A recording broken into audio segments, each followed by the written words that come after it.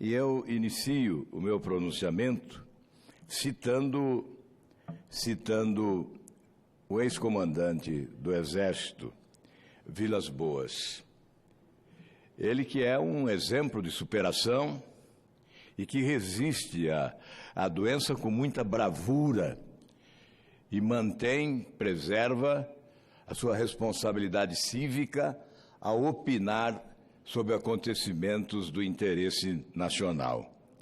Vilas Boas fala em risco de convulsão social antes do julgamento sobre segunda instância. Essa é a manchete do jornal Estado de São Paulo de hoje. E diz, na véspera do início do julgamento pelo Supremo Tribunal Federal de 3 ações que contestam a possibilidade de prisão após condenação em segunda instância, o ex-comandante do Exército, general Eduardo Vilas Boas, afirmou pelo Twitter que houve grande esforço para combater a corrupção e a impunidade e que o país tem de seguir este caminho, sob o risco de ocorrer uma convulsão social. Ele não citou diretamente o julgamento que a Corte fará nesta quinta-feira. Experimentamos um novo período, diz ele, em que as instituições vêm fazendo grande esforço para combater a corrupção e a impunidade, o que nos trouxe, gente brasileira, de volta à autoestima e à confiança.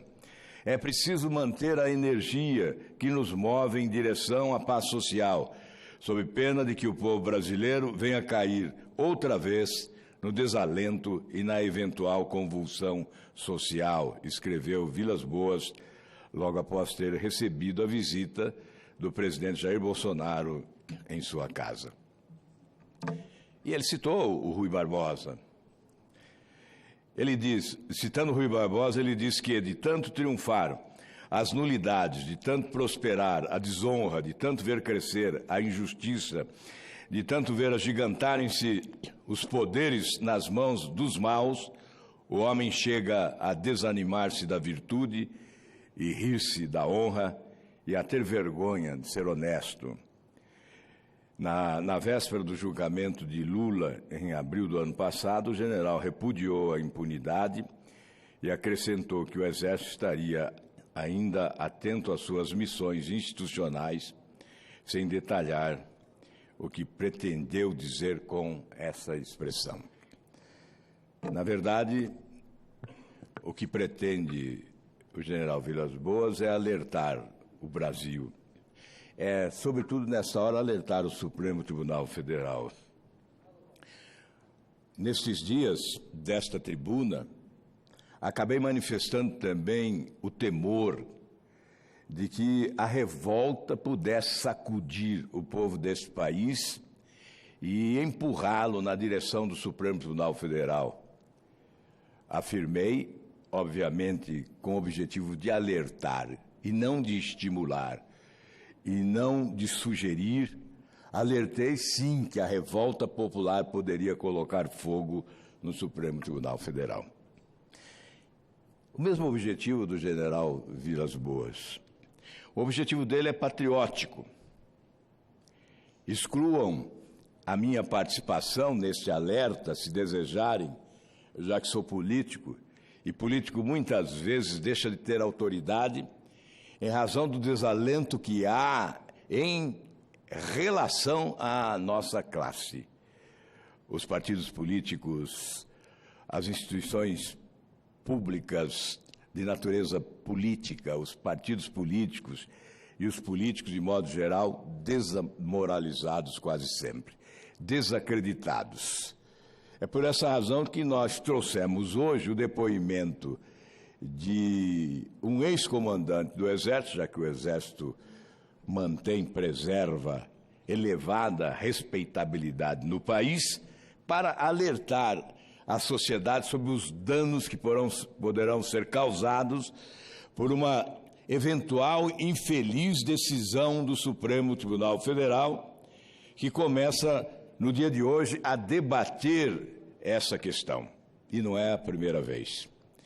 O que espanta é ver a incoerência que se observa A posição de ontem não é a de hoje.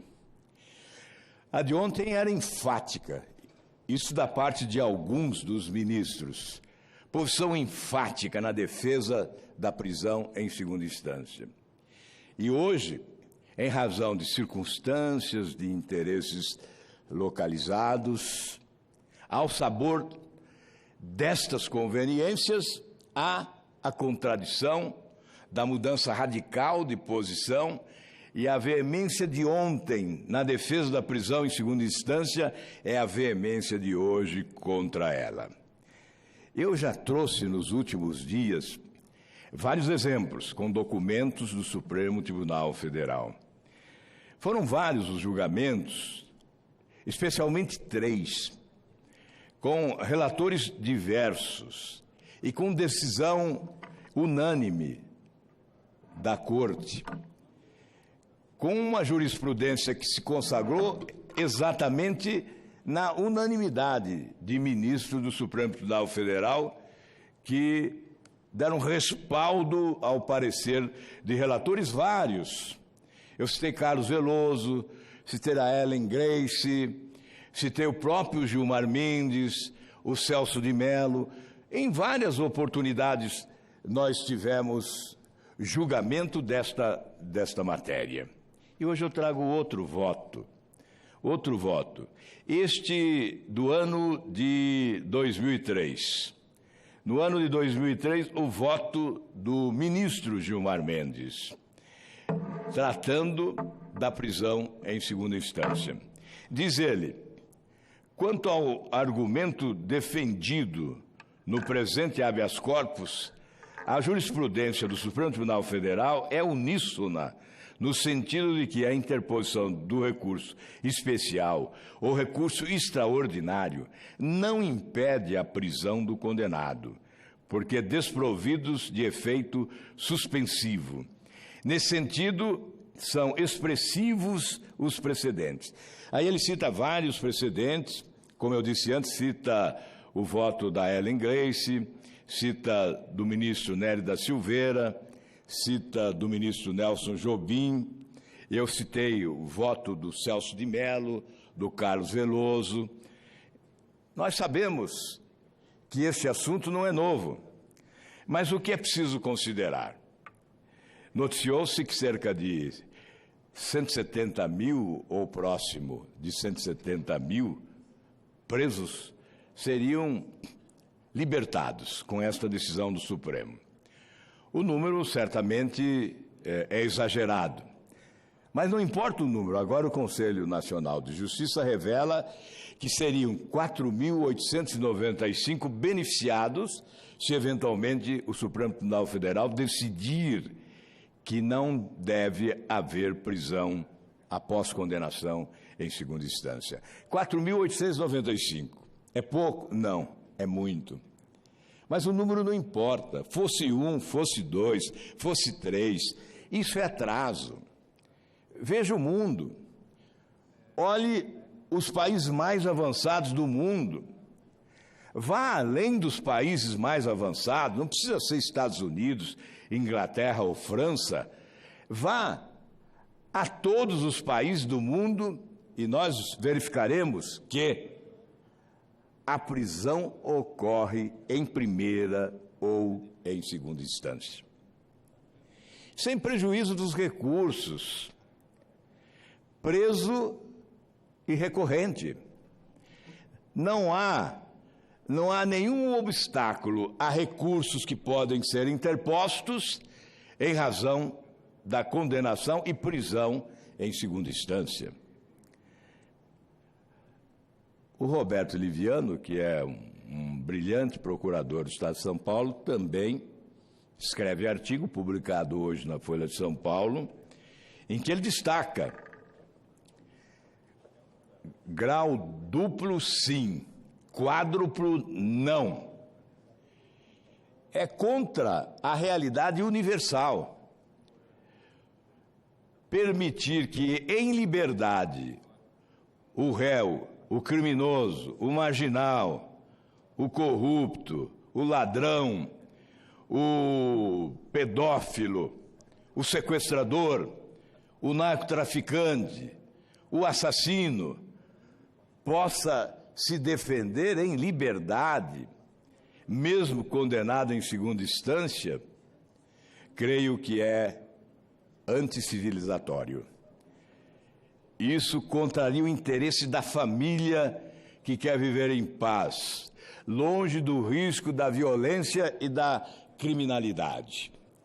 É um estímulo ao crime e à impunidade.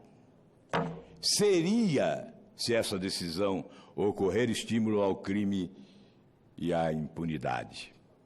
Imaginem, são hoje 196 mil presos cautelares.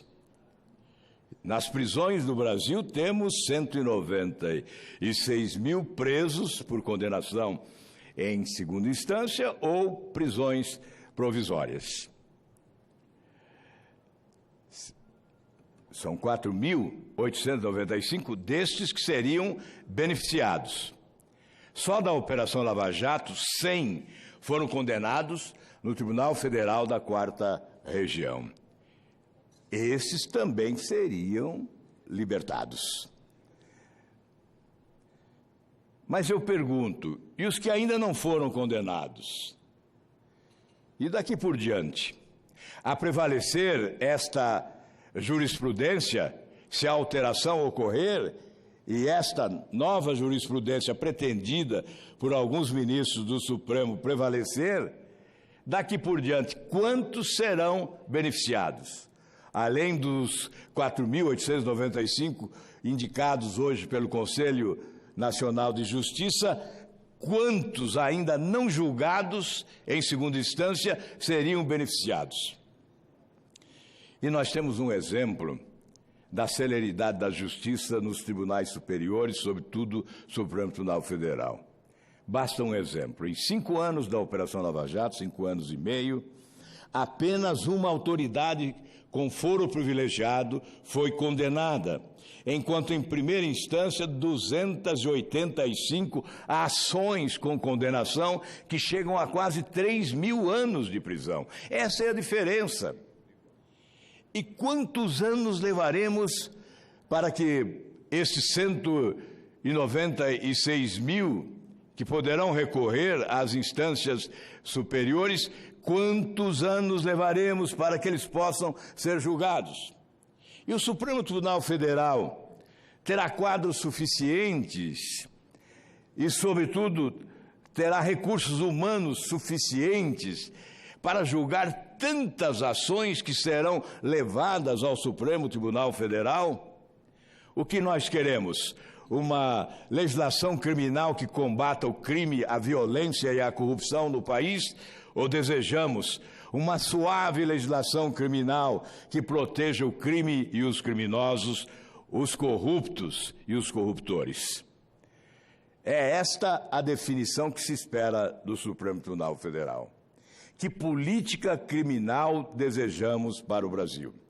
E é bom destacar a juíza Selma, com a sua experiência no mundo jurídico, que estava implícito, estava no inconsciente coletivo, o conceito de que justiça no Brasil só alcançava pobre e especialmente negro. Só pobres iam para a cadeia. E a Operação Lava Jato, sobretudo com a consagração dessa jurisprudência de prisão em segunda instância, alterou esse conceito. E nós passamos a verificar que o povo brasileiro ressuscitou as suas esperanças de uma nova justiça, ao ver os barões da corrupção e políticos renomados do país algemados na direção dos presídios brasileiros. Esta foi a mudança histórica que ocorreu no Brasil nos últimos anos. Certamente o marco de um novo rumo para esta nação e, sobretudo, a certeza de que estávamos caminhando para uma nova justiça. É por essa razão que não podemos admitir retrocessos desta natureza. Será, sem dúvida nenhuma, um prejuízo insanável. Não só o comprometimento dos resultados da Operação Lava Jato estão em xeque. Na verdade, está em jogo o futuro da política de combate à corrupção no Brasil. Dos países vinculados à ONU, são 193, apenas o Brasil ainda não consagrou na sua legislação a prisão em primeira ou segunda instância. E aí vem também, juíza Selma, Major Olímpio, senador Reins, aí vem a responsabilidade do Congresso. O Congresso já deveria ter aprovado a legislação. Não estaríamos vivendo esse impasse. Não estaríamos vendo esse confronto de aspirações nacionais se chocando contra a resistência de alguns ministros do Supremo que não querem o combate à corrupção para valer. Se nós tivéssemos votado projetos, eu cito o de minha autoria, mas temos também projeto, por exemplo, do senador Oriovisto, o meu mais antigo, projeto número 13 de 2018, está com o relator na Comissão de Constituição e Justiça desde o dia 17 de abril deste ano. Quando o Brasil discute o combate à corrupção, medidas anticrime, antiviolência, anticorrupção, o Congresso fica paralisado. O Congresso resiste à mudança. O Congresso impede o avanço da legislação criminal para nos colocarmos entre os países do primeiro mundo em matéria de justiça. Preferem um atraso, o que é retrógrado. Não, senhora presidente, juíza Selma, e é oportuna a presença e simbólica a presença de Vossa Excelência na tribuna, aliás, na presidência do Senado Federal, nesta sessão. Nós temos que trabalhar contra essa conspiração que há, que envolve parcelas dos três poderes, para fazer prevalecer a impunidade sobre a justiça. E nós queremos destacar, não confundam o discurso forte contra medidas adotadas pelo Supremo ou o anúncio de medidas que possam ainda ser adotadas, mas, sobretudo, as decisões monocráticas que já foram adotadas em relação à COAF, em relação à Receita Federal, em relação a delator, se fala antes, se fala depois nas alegações finais, e agora a prisão em segunda instância. Não confundam com o ataque à instituição. Nós não atacamos a instituição. A instituição tem que ser preservada. Nós que as integramos, parlamentares ou magistrados, parlamentares no legislativo, magistrados no judiciário, nós somos passageiros, transeuntes, provisórios, substituíveis. As instituições, seja ela o legislativo ou o judiciário, são permanentes, definitivas, insubstituíveis, essenciais ao Estado de Direito Democrático. Nós defenderemos sempre as instituições, defenderemos sempre o Poder Judiciário, especialmente, nesta hora, o Supremo Tribunal Federal. Mas não podemos concordar com retrocessos e, por isso, temos o dever de combater, sim, ministros que eventualmente possam adotar posição que contrarie o interesse nacional. E este é o nosso objetivo. Hoje trouxe apenas este exemplo. Ministro Gilmar Mendes, como relator enfático, incisivo defensor da prisão em segunda instância, e hoje é o que se anuncia um adversário da prisão em segunda instância. A Constituição não mudou. Quem mudou foi o ministro. A Constituição é a mesma. Não há nenhum óbice constitucional à prisão em segunda instância. Não está escrito na Constituição do Brasil que o condenado em segunda instância não deve ser preso. Portanto, se não houve mudança do texto constitucional,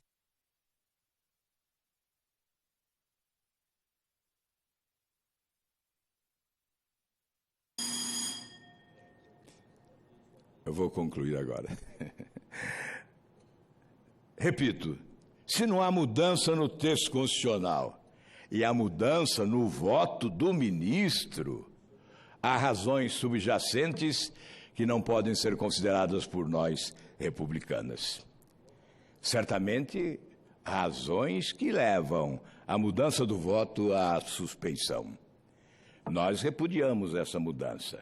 É em nome do povo brasileiro, que quer coerência e que quer, acima de tudo, a responsabilidade no campo da ética para a construção da nação que todos nós merecemos. Muito obrigado, presidente.